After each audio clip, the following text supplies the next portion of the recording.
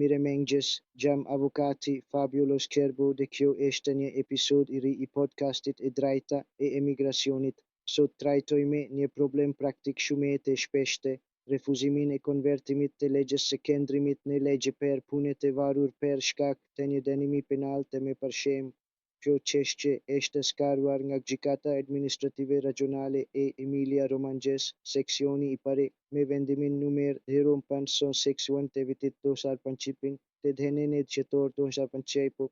Gjykata ka theksuar se në prani të një dënimi përfundimtar për vepra penale që lidhen me lëndët narkotike në format e tyre më të rënda, veçanërisht ato të parashikuara nga anëni 33 paragrafi 1 bis i dekretit presidencial 309 të vitit 1990, ekziston një shkak automatik pengues për lëshimin ose konvertimin e legjes së qendrimit për arsye pune.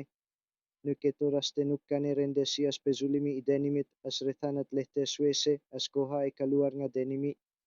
Administrata zbaton në mënyrë të detyrueshme në 4 paragrafi 3 dhe 5 të tekstit unik për emigracionin, e vetmja hapësirë e mundshme për vlerësim diskrecional lidhet me praninë e lidhjeve familjare efektive dhe aktuale në Itali. Vetëm në prani të një njësie familjare reale, të provuar dhe jo thjesht të deklaruar formalisht, administrata është e detyruar të kryejë një balancim midis rrezikshmërisë shoqërore dhe mbrojtjes së jetës familjare edhe në dritën e nëntë të Konventës Evropiane për të drejtat e njeriut. Nëse këto lidhje nuk provohen ose rezultojnë të ndërprera, refuzimi bëhet në thelb i detyrueshëm. Problemi praktik pra është ky: shumë shtetas të huaj besojnë se një dënim i vuajtur ose i largët në kohë nuk ndikon me në rrugëtimin e tyre administrativ. Realiteti është ndryshe.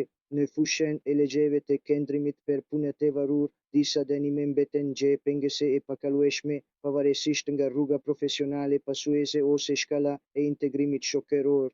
Jam avukati Fabio Lo Scherbo. Faleminderit për dëgjimin dhe shihemi së shpejti në një episod të ri të podcastit e drejta e emigracionit.